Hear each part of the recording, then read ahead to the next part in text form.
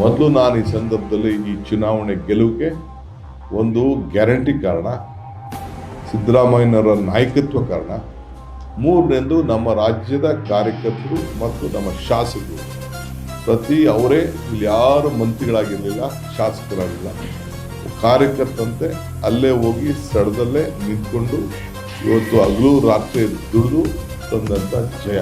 3 ಕ್ಷೇತ್ರದ ಮತದಾರರಿಗೆ ನನ್ನ ಸಾಷ್ಟಾಂಗ ನಮಸ್ಕಾರಗಳನ್ನು ಅರ್ಪಿಸಬೇಕು ಈ ಸಂದರ್ಭದಲ್ಲಿ ನಾನು ಬಯಸ್ತೇನೆ.